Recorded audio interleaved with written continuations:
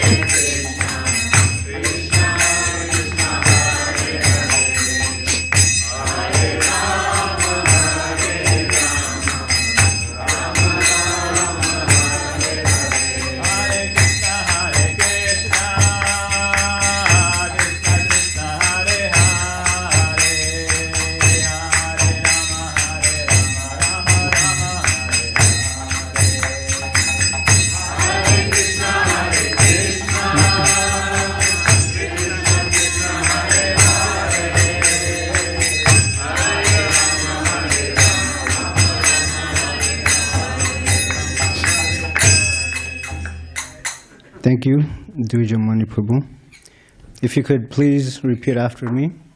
Om Namo Bhagavate Vasudevaya.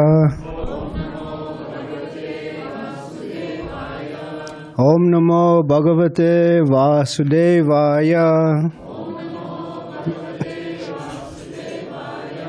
Om Namo Bhagavate Vasudevaya.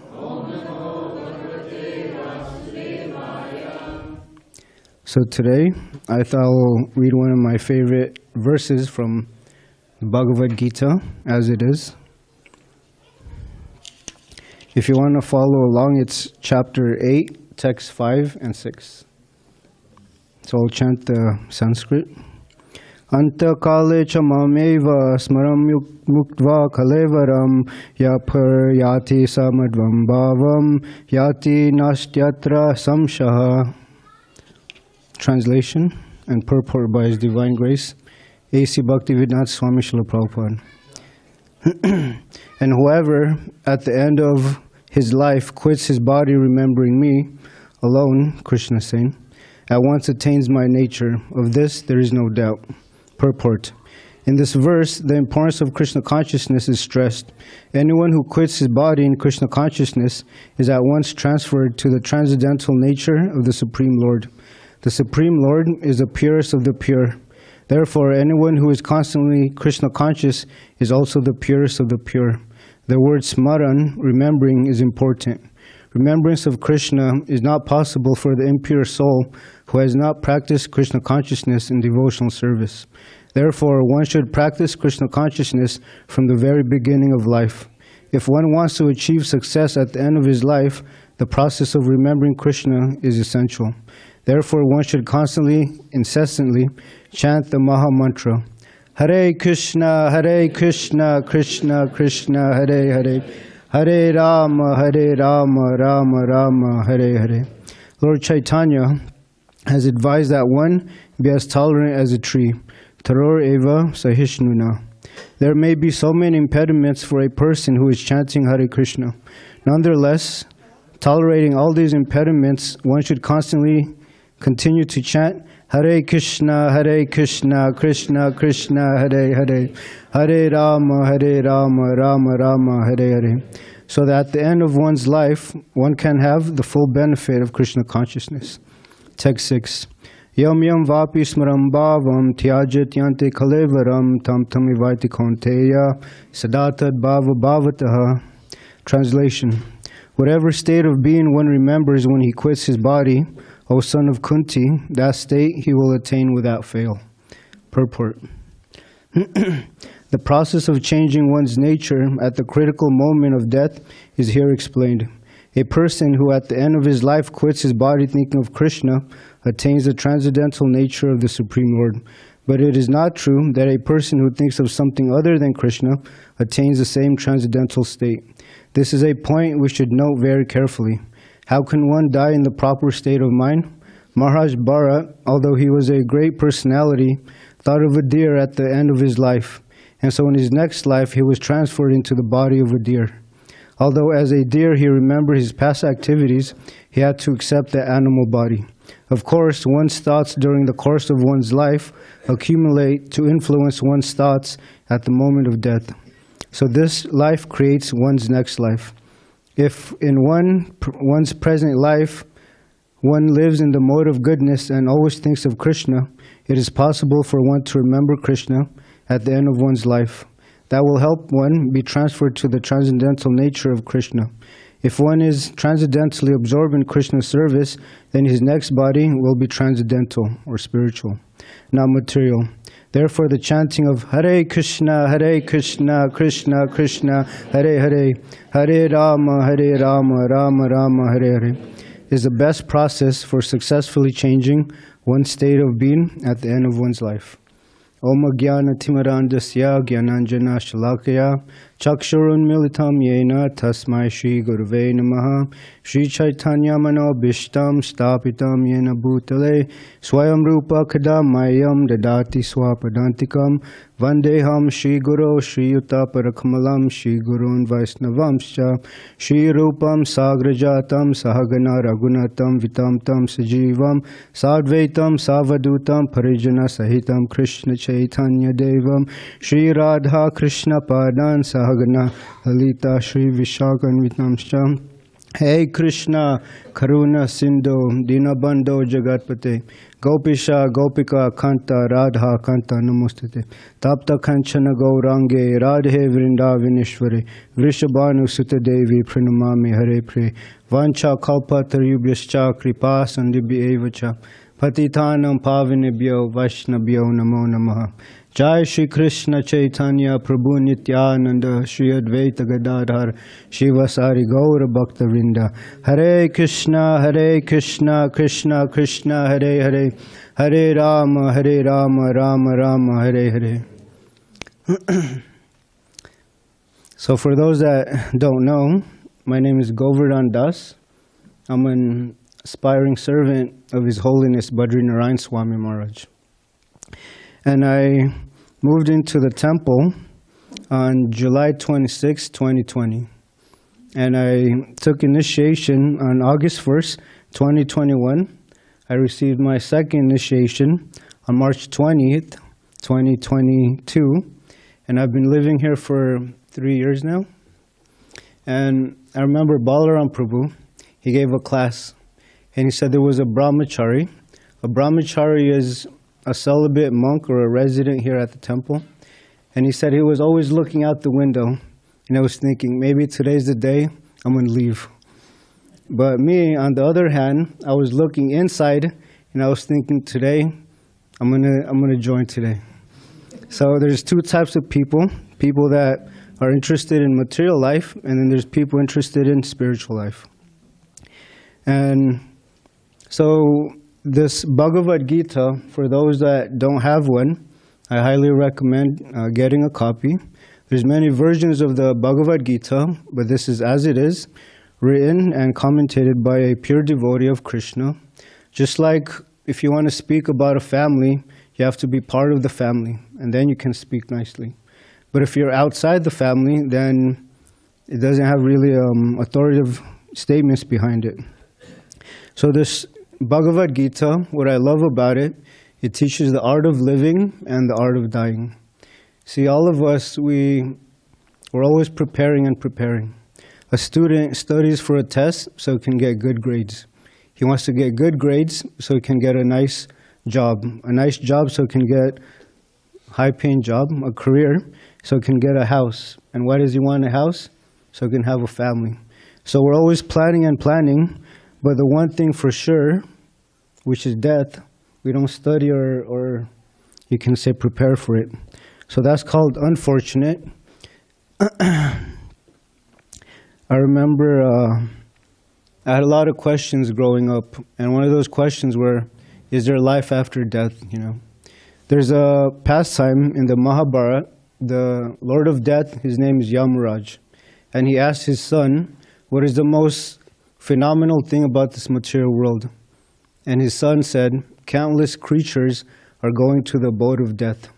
All around us we see our grandfather, our father, grandmother pass away, friends and family, but for some reason, those that remain believe themselves to be immortal. So this is a great illusion, but the Bhagavad Gita teaches that the soul is eternal, but the body is temporary. So when one is too attached to the body, he becomes fearful. But Krishna, he assures us that there is life after this. But the real goal is that we shouldn't want to take another birth in this material world. A lot of us, we may have come from a good family, and some of us may have not been so fortunate. So why not use this life to use it properly and go back home, back to Godhead? That's the real, that's the goal of life. One of my services here at the temple is book distribution. And one of the places that we go to is called Balboa Park. And I see a lot of people, and also see a lot of dogs. And I'm thinking, is a human walking the dog, or is a dog walking the human? So there's dogs, they're pulling the human beings. And Srila Prabhupada, he makes a good point. He says that in the East, they worship God, but in the West, we worship dog. There's nothing wrong with dogs, but at the same time, we should think a little bit more higher than that. And they say that the face is an index of the mind. And a lot of the people that I encounter on book distribution, they don't look very happy. They look miserable. They look lost and confused. And when you try to give them a book, they say no. And Srila Prabhupada, the founder Acharya of ISKCON, International Society for Krishna Consciousness, he says that if you give a poor man millions of gold coins and he refuses, doesn't that make him unfortunate? So when we go out, when we distribute these books, there's a lot of no's. But that doesn't mean that we should give up. We should keep continuing to try. There's a nice story. There was an old man, and he was on the beach. There was a lot of starfishes on the sand, and he just kept throwing one into the sea. There was a little boy, he was asking, why are you doing this? There's so many starfishes in the sea, do you think you'll actually make a difference? So the old man, He didn't say anything. He picked up a starfish, put it back in the ocean. He said, well, I made a difference in that one, right? So even if we, you can say materially, even if no one gets a book, but one is interested, one chants even once the holy name of Krishna, that can be his turning point in life. And Srila Prabhupada, he uses this other example. What is the use of billions of stars when one moon is sufficient, right? So Srila Prabhupada, he didn't want countless numbers of followers, but he wanted real devotees, devotees that can dedicate their lives to spreading this Krishna consciousness movement. So I'm going to ask a few questions. Before getting in your car to start driving, what is the first thing that you need? GPS? Okay. Okay, start the car, music, huh? Your pants, okay. What else? Don't you need a destination? Gotta know where you're going. So Dravida Prabhu is right. We need a destination before anything. You meet a lot of people on book distribution, and they're real characters. And today, I met an atheist. So I asked this question to him. And he said, well, what if I just want to get in my car and driving? So I told him there's two things. One, you're wasting gas. And two, it means that you're lost. And then he said, oh, what about the journey? And I told him, well, if you think about it, if you're really satisfied and happy in life, you don't need to go anywhere. And Socrates, he said, contentment is natural wealth, and luxury is artificial poverty. And Chanakya Pandit, he is a politician, but he's one of our, you can say, great teachers. He says that who is happy? A man that doesn't leave his home, he is happy. But if you look all around, people are, please forgive me, going to restaurants, people are going to clubs, they're not very happy. And a lot of them, they think they consider themselves to be very sophisticated, but they don't even know how to cook rice, right? They don't even know how to cut their own nails. Therefore, they go to salons, beauty shops. So this world, it's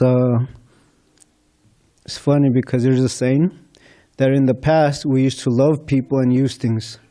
Now we use people and we love things. Our value system is upside down. That's why there's so much chaos in the world. And on book distribution, I tell people, we brush our teeth daily, we bathe daily, hopefully, but we take care of our physical health so nicely, but when it comes to our mental health, we neglect. So people are chasing the wrong things, and they're not trying to even, you can say, find realistic goals in life. There's another saying that summarizes our society. You guys ready? It's 3 statements. People spend money that they don't have to buy things they don't need to impress people they don't like.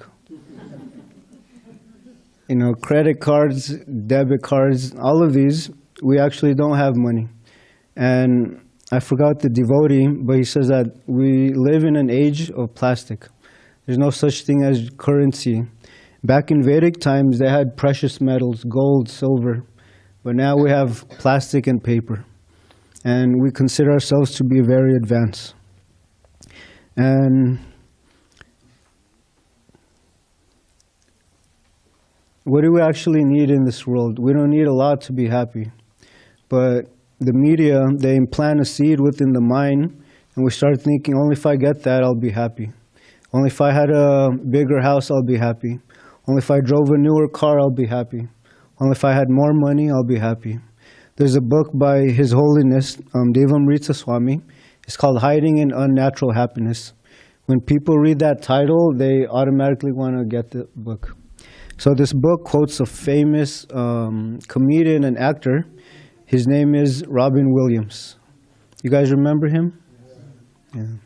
And he quotes him and he said, "Isn't it funny how I can bring great happiness to all these people, but not to myself?" He's one of those prime examples that had wealth, followers, fame, had everything at his disposal, but for some reason happiness slipped through his fingertips. How did he leave this world? Suicide. So you have one side of the spectrum, people that are rich, they have everything, but they're still not satisfied. And then you have people on the other side who's poor, but they're completely satisfied with what they have.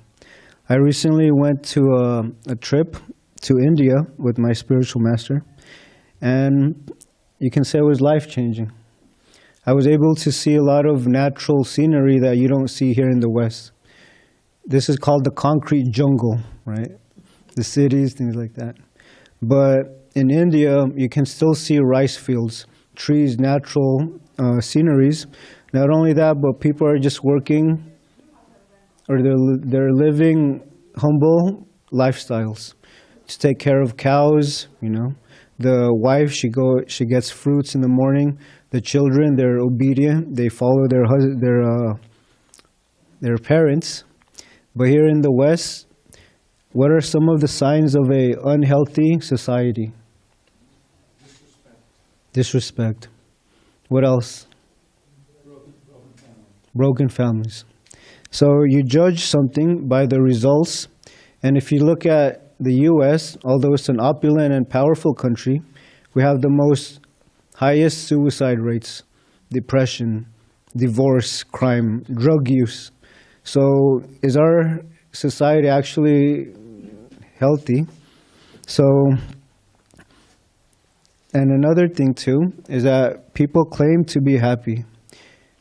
If you bring a fish onto land and you give this fish 100 supercars, 50 of the most beautiful she fishes, a big mansion, will that fish be happy?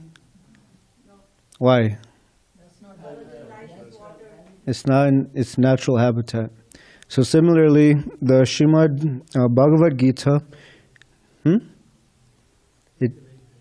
it teaches us that we're not this body, we're not man, we're not woman, we're not black, we're not white, we're not even Christian, Muslim, Hindu, we're not these designations, but we're the pure spirit soul within this body.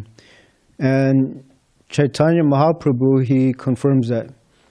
He says, Jivera Swarup Hoy Krishnera Nichadas, that the soul, the eternal living entity, is an eternal servant of Krishna. That is our position. So that fish, we are eternal spiritual beings, and if we try to look for happiness in this material world, it will never match. It's like oil and water. No matter how much you mix it, it will always separate. So unfortunately, in the West, we are chasing materialistic goals. And the sad part is, they think that's the goal of life. I was distributing books at the harbor near the airport, and you have to use kind of like tricks to get them to the table. So this man, he had his hands in his pocket, had his hoodie on. I said, "Excuse me, sir, you look like a rock star." Even though he didn't even look like a rock star. So he said, "Really?" I said, "Yeah." And I said, "You look very intelligent. I have a book for you." He came to my table, and I was presenting the Bhagavad Gita to him. And at the end, he looked at me straight in the face, and he said, "Why me?" And I said, "What do you mean?" He said, "Out of all of these people, why me?" And I said, "You look like a very special person." So it turns out that he was very suicidal. And when I gave him the book, he felt this relief, this weight of burden lifted off of his chest. And he was thanking me. He was very grateful that I stopped him. So you don't know the type of people that you meet on the streets. Right? Are they happy, or are they pretending to be happy? And in that book, Hiding in Unnatural Happiness, it has a picture of a person covering their face with a smile. So I tell people this is called artificial smiles. And then I relate it to social media. People will always post their best days, right? But they never post their worst days or their bad days. So a lot of people, they're living artificial lives. And I have another question. If I have a bank and I tell you to invest your hard-earned money in this bank, but I tell you, or I assure you, that one day it's going to collapse, And I say, please, give me all your money. Would you invest your money in this bank? It's almost, it's obvious, right? But a lot of us are doing this. Do you know what the bank represents? The body, exactly. We decorate this body. We put so much care into this body.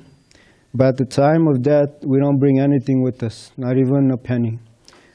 I was distributing books in Balboa Park again, and I stopped this couple from Las Vegas, Sin City, right? And one of the questions that I asked is, what do you do for work? So the man, he was a financial advisor. And the woman, she was a life insurance agent. So I said, perfect. Thank you, Kṛṣṇa. So I looked at the man and I said, you're a financial advisor? He said, yeah. So I said, so am I. He said, really? I said, yeah. So I asked him this question. Even if you make trillions and billions of dollars, how much can you bring with you in your next life? And you see his face just change. And I said, you can't even bring one penny with you in your next life. What to speak of your house, your home, your property. So I turned to the lady, and she was nervous. So I said, you're a life insurance agent? She said, yeah. So I said, let me ask you this question. Is tomorrow guaranteed? And you see her face change also. So I said, tomorrow is not guaranteed, and we don't bring one penny with us in our next life. So why are people working so hard for these temporary goals? And so at the end of our conversation, they wanted to take a picture with me. They actually wanted me to sign their book. And they said, we want to remember this day. And then the man, he said, we don't have this conversation every day with people. Because devotees, we don't sugarcoat our answers. We tell them, you're not going to live forever, at least this body. So why not study for that which is permanent?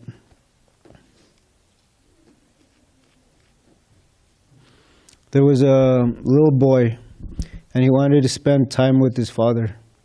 But the father was too busy working. So the little boy kept nugging on his hand. He said, Father, I have a question. So the man said, he was a little annoyed. He said, why are you bothering me? I'm so busy. So the boy said, how much do you earn per hour? So the father ignored him.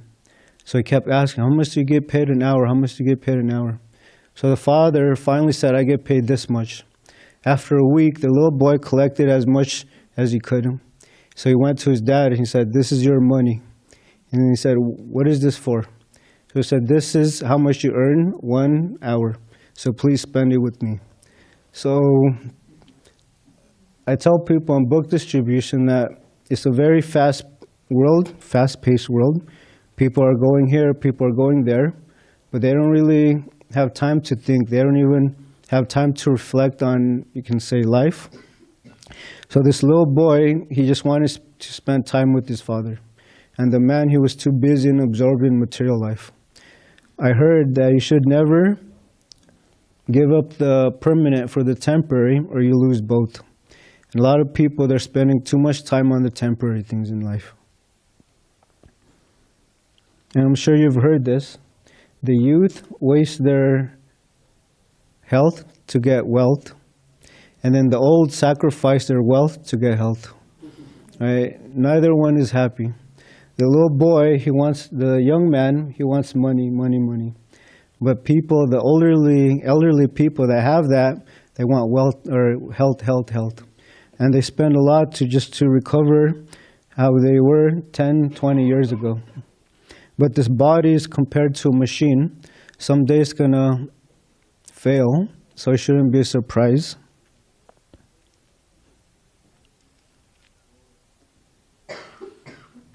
There was an old man standing outside of this village. He was a doorkeeper. And so he would watch different people go in and out of the village. There was one man, he entered the village very angrily. He said, how are the people in this village? So the old man said, how are the people in your village? He said, they're very disrespectful, they're rude, they're ignorant, they're stupid. So the man said, the same in this village. So the stranger, the traveler, he entered the village with a negative mindset. And then another traveler came and he asked the same question to the old man. How are the people in this village? And this old man, he said the same thing. How are the people in your village? So this person, he said, the people in my village, they were very kind, courteous, they were trustworthy. You can count on them whenever you need them. So the old man smiled and said the same in this village. So what is the moral in this story? You guys want to guess? It's your mindset. Perspective. This is what we call the lens principle. Just like if someone is too physically, you can say, into themselves, that's what they see first. If someone is into hairstyles, he will notice people's hairstyles first. And if someone is into cars, the first thing he judges people is their cars. So our outlook on life, that determines our, you can say, mentality. There's a saying also that for every saint, there's a past, and for every sinner, there's a future. And before I became a devotee, I was doing a lot of stupid things.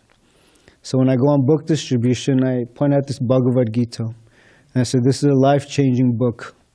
And I say, trust me, I went through it, So the Bhagavad Gita is such an amazing book. Anyone who reads the Bhagavad Gita, they'll learn something new. It has 700 verses, but even when you have read it trillions of times, you'll always find something new in the Bhagavad Gita. But unfortunately, people in the West that are coming from India, they don't want anything to do with the Bhagavad Gita. My spiritual master, he was talking to a group of Indian family, and he asked them, do you know Lord Jagannath? And the little boy said, no. Do you know Chaitanya Mahaprabhu? The little boy said, no. And I said, do you know Krishna? He said, yeah, I know Krishna. But when my spiritual master asked, do you know Mickey Mouse? He said, yeah, I know Mickey Mouse. Do you know Superman? I know Superman. Do you know Batman? He said he knew Batman. So even from India, they're losing their, you can say, roots. So that's also unfortunate. And when I go on book distribution, I hear that a lot. I know this Bhagavad Gita, right? My grandmother read this to me. But when you ask them, but did you understand it? They say no. So the East is trying to chase the West, and that's where a lot of problems are coming from. And what would life be without charity, right? In Christmas, it's the season of giving. Well, but why should it just be one day, right? It should be every day. Suppose I only gave you a gift once a year. How would you feel? Right? So this is called Valentine's Day, right? To show your appreciation for your loved one once a year, right? And then on Christmas, this is where you can feel like you're very charitable. You buy gifts for people, but half of the time the people return it. They exchange it for something else. So it's not really but it's the thought that counts. We understand that. But charity is such an important role in society. Kṛṣṇa, even in the Bhagavad Gita, says that austerity, penance, and charity should never be given up. They purify even the great souls. Charity. So, I'll say a few Sankirtan stories, because that's my service. Today in Balboa Park, I met this young lady. I asked her, what do you do for work? And she said, I'm not working. I said, what are you studying in school? And she said, I'm not sure. So I told her, if you're solving an equation, and if the first step is wrong, no matter how hard you work at it, the conclusion is wrong. And I asked her why. And she said, because the foundation is wrong.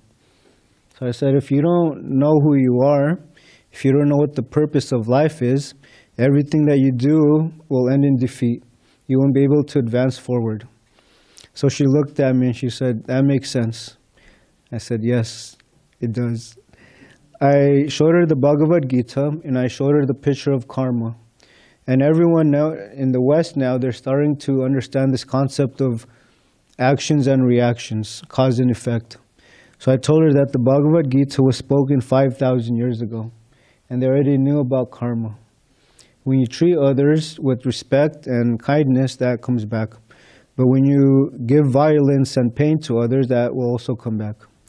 The atheistic scientist earlier, he said, so you're telling me the tsunami victims, they were bad people? And I said, do you know what slaughterhouses are? He said, yeah. I said, well, those are mass killings, right?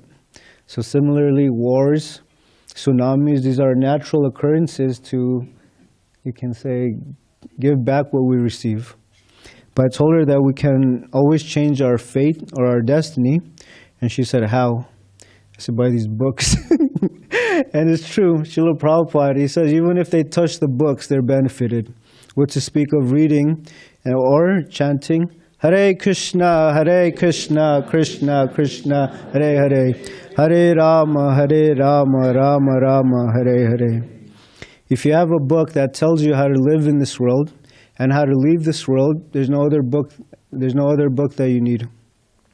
See, this Bhagavad Gita, all these great thinkers and philosophers, all of our great teachers, acharyas, they're teaching us that there is more to life than just working a 9-to-5 job, earning this little piece of paper, right? I was taking care of this elder lady when I was working. She was a multi-millionaire. And when you have a lot of money, you also have a lot of enemies. And her family were her enemies. So she didn't trust anybody, and she didn't have any friends. Because when you have money, people start asking you, can I borrow some money? So you can't trust people. And when she left her body, the attorney had informed us where her money went to. Do you guys want to guess who got her millions? Her cat. Her cat, yeah. So many people, they're working hard, but they don't even get to enjoy it. So that's called a miserly person, a Kṛṣṇa. I'll end with this so we can take some questions. During summer last year, I was wearing a hat, and it was saying, Goloka. So after I distributed some sets to this Mataji, this woman, she said, what does your hat mean? So I looked at it, and I said, Goloka is our eternal home. She said, really? And I said, yeah. There's no birth, there's no disease, there's no old age, and there's no death. And our spiritual home, it doesn't depend on the sun, moon, electricity, or fire. And everyone there is blissful. So then I told her that in the spiritual world, every step is a dance, every word is a song, and every day is a festival. We start partying. And she said, anyway, long story short, after she took the book and she gave a donation, she said, see you in Goloka. Nice, right? Yeah. Okay. So I'll end there, and we can take some questions and answers. Does anyone have a question? Okay.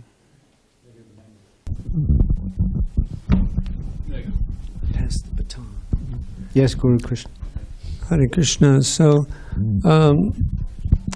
how do you suppose we can, be a little bit like you and distribute some books? Seems like there's a lot of nectar in what you do. How can we, distribute a book or two every week or something? What kind of opportunities might we have in the community? Thank you. So book distribution is a very purifying service. There's a lot of no's, I'm telling you that, okay? But Vaisheshika Prabhu, he says that every no is a step closer to a yes. And when I asked Vijay Prabhu, do you ever get discouraged with how many no's? And the first thing he did was laugh. He said, ha ha ha, like that. He said, no. So that always gave me, you can say, encouraged me. So one of the ways is we have a set of boxes of books here. if you'd like to sponsor, if you'd like to purchase books, so you can give them to friends and family, that'll be great. And what Balaram Prabhu does, when we go biking, he brings small books. It's amazing. He brings small books, and he also brings invitation cards to our Krishna Lounge program on Thursdays. So that's an easy way. And ask one of the brahmacharis or the devotees here for books. And also, just always carry a few books with you. You'll never know who you'll encounter. Marcy Mataji, she buys boxes of Gitas, different types of books. And she's always telling me her Sankirtan stories. And they're amazing. You know, just a random person you'll start talking to. And they'll take interest in the Bhagavad Gita. They'll take interest in Srila Prabhupada's books. Because these books are meant for everybody. I was in India, and they say that we printed our books in over 70 or 80 different languages, including Braille. Braille, right? People that are, you can say, qualified in a way, but they can still read Bhagavad Gita. So that's one way. And as you can see here, if you don't have a Bhagavad Gita, you've been living under a rock. You know, this Bhagavad Gita is one of the most important books you'll ever read. You can also just give a donation. You can give them to a friend, a niece, someone who's, you know, interested in spiritual life. And then if you're ready, we have this spiritual encyclopedia, the Srimad Bhagavatam. We have, I think, 3 sets or 3 boxes of these. So please don't wait. You know, people are hankering, they're waiting for these books. Discount too, right? Discount, yes. So that stack of books is one book? Mm-hmm. In the Srimad Bhagavatam, there's 12 cantos, and I think it's 18 volumes. And then the Bhagavad Gita is also here. But if you want the PhD, it's the Sri Chaitanya Charitamrita. That's after the Srimad Bhagavatam. But yeah, please come get a book or a set, and you'll make your life sublime. I was in India, and the Indian devotees, they asked me this question. How are the people taking to Krishna consciousness in the West? Or actually the books. I said they're desperate for it. And I chose that word carefully, desperate. When you present these books nicely, they don't care how much you ask for it. They'll take a book. So I told these book distributors in India, just keep going, you know, don't stop. Dharmasetu Prabhu, he said this line in a class, and it always stuck with me. He said, we're almost at the finish line. We're almost towards Krishna. You just have to sprint, right? Don't give up. So book distribution, devotional service, Krishna consciousness is like that race. We shouldn't give up. Yes, Dravida. Yeah, that sounds very interesting, these books. Bhagavad Gita, Srimad Bhagavatam. But I don't speak Sanskrit. Do you have any classes in these books at all? So Monday through Wednesday, we study the Bhagavad Gita, given by one of our most senior monks. He's been practicing for over 50 years. Dravida Prabhu. Yeah. He gives such amazing classes. And what's nice about Srila Prabhupada's Bhagavad Gita, it has the Sanskrit, a word-for-word translation. He breaks down the syllables of Sanskrit, a translation, and then a purport given by a pure devotee. There's no other book like the Bhagavad Gita as it is. And the Srimad Bhagavatam has all of Krishna's unlimited. So how can we count something that's unlimited? But the Srimad Bhagavatam, it has all of the prominent incarnations or pastimes of Krishna. And they're amazing. They're full of adventure, thrills, demons, heroes, all of that. So you won't be disappointed if you don't if you take a book. It's a win-win situation. It's at 7:15. It starts at 7:15 Monday, Tuesday, and Wednesday. That's PM, right? PM in the evening. And if you can't come physically, we have it on YouTube. On YouTube. You can be anywhere in the world and you can be there. And 7:50 a.m. every morning, we have a class on Srimad Bhagavatam. Srimad Bhagavatam. Same thing on YouTube all over the world. So just ask for the link, and you can be there. Hare Krishna. I meet a lot of people also. You know, they claim to be, we don't criticize, they claim to be Christian. But when you ask them, when was the last time you read your scripture? They'll stay quiet. And even more, you ask them, what's your favorite verse? They can't tell you. But for us, the devotees, we study the Bhagavad Gita and the Srimad Bhagavatam daily. So you have to walk the talk, as they say. Hare Krishna, Prabhu. Wonderful class. Thank you, Mataji. And thank you for sharing your book distribution story, and thank you for all the services. And I was about to tell about the classes, but Dravida Prabhu mentioned, so very, very nice.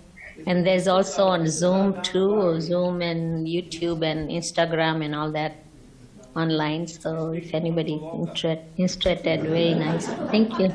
Thank you, Mataji, for those kind words. Yeah. Did you have a question? So you were talking about gift giving every day. What's a free gift you can give every day around Christmas? Knowledge. Knowledge is free, and it's something that you bring with you all the time. There was a story of two brothers. One was working under this successful businessman, and then the other one, he became a monk. He wanted to take up spiritual life. So one day, after a year of training, they went to go visit their parents. And unfortunately, there was dacoits, there were robbers. When the man, the apprentice for the rich merchant, when he was carrying heavy loads of money or wealth, they robbed him. But the saintly devotee or the learned person, he had nothing with him, but he can always keep his knowledge with him. And also just distribute books if you can. And I'm sorry, you were going to say something? No, thank you, Hare Krishna. Yeah. Knowledge is free. You don't have to purchase it. You just have to, it's your sincerity that counts. Prabhu, how would they get the Gita or any books if they want today, or what are the ways, and who can they reach out?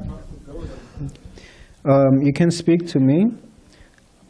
I'm nobody, but in the temple I'm considered the Sankirtan leader. So if you have any questions, or if you want to purchase books, if you want to sponsor, please come see me after class. And I'll be more than happy to speak to you and arrange something. There was a devotee from India, and he just sponsored $2,000 worth of books. So if you can't distribute books, you can sponsor the books, and we'll distribute them for you. We'll do the hard work. Right. Yes? Thank you, Prabhu. Can they have a cash? If they don't have a cash, they can do Venmo and other PayPal and other Yes. pay by other means. Thank you. welcome. Yes? Thank you, Govardhan Prabhu, for wonderful talk. I would like to sponsor or purchase one box of soft Bhagavad Gita. Wow, wonderful. Thank you, Prakash. Very well. Two? Prabhu, can I? Yeah. I would like to also purchase a box Okay, of wonderful. cover Bhagavad Gita box. The Bhagavad Gita, I can't glorify it enough. It's not different from Krishna himself. So when you give these books to people, they get a chance to be in contact with Krishna. They get a chance to associate with the pure devotee, like Srila Prabhupada. And there's no other book like our books here. I started saying this on book distribution. I hated reading, and I hated reading. Well, when I read this book, I couldn't put it down. Such an amazing book. So it made a big impact on my life. And if it can change someone like me, I can imagine the different types of people that will create an impact in their life who's more ready than I was. I hope that made sense. Yes. Okay. Okay. Thank you for your time and attention. You could have done billions of different things where you came to this Hare Krishna temple. And I want to thank my dad right there. He came. Haribol! So I think we're gonna have kirtan now, And your brother's here too. and my yeah? brother, Yeah. my twin brother.